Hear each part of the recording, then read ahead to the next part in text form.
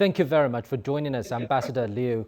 So the relationship between China and Tonga has always aligned with the 5 principles of peaceful coexistence. As China's ambassador to Tonga, how do you view the development of bilateral ties based on these principles?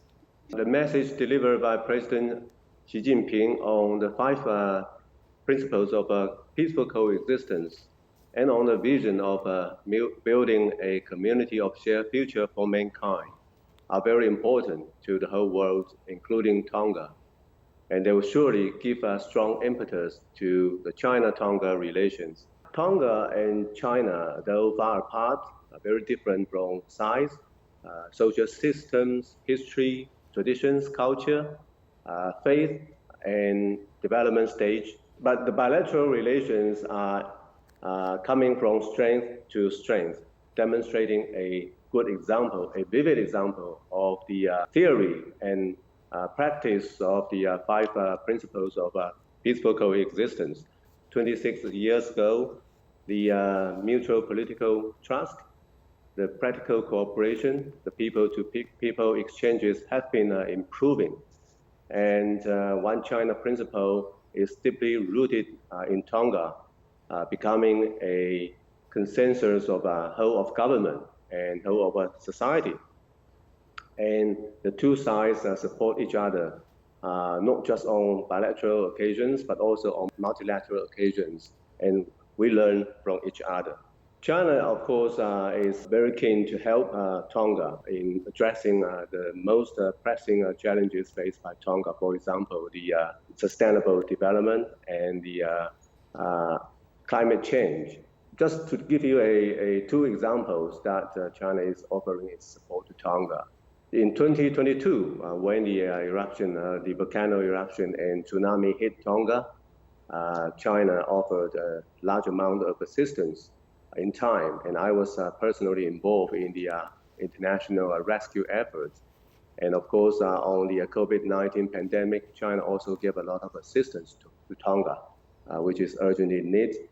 And China does not stop at providing short-term aid and assistance, but we also attach great importance to the long-term sustainability and the urgently needed assistance for Tonga. The sustainable and self-reliant development is very important for Tonga. So we very much want to help in terms of the capacity and resilience buildings of Tonga in addressing climate change as well as the governance issues.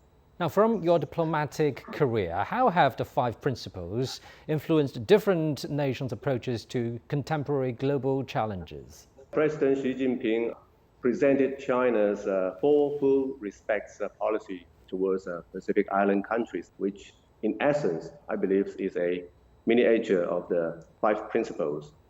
And the policy is very much welcomed in the Pacific Island countries, including Tonga, offering a brighter future for the development of China, Pacific Island countries, and China-Tonga relations. I think the 5 principles were first originated from Asia and China in particular. It reflected the collective aspiration of all developing countries and their deep thoughts about improving their future.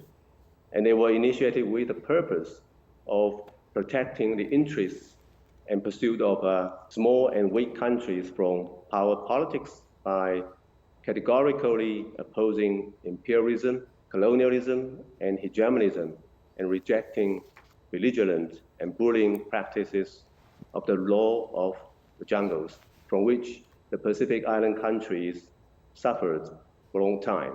Hence, the 5 principles quickly ascended to the world at large, boosting the South-South cooperation and becoming basic norms governing state-to-state relations and common assets of international community. The world is now undergoing profound changes, which resulted in more chaos, conflict, and challenges. The vision of building a community with a shared future for mankind carries forward the same spirit of the 5 principles and is the most effective move to sustain, promote, and upgrade the 5 principles in the new circumstances, hence becoming the international consensus from Chinese initiative.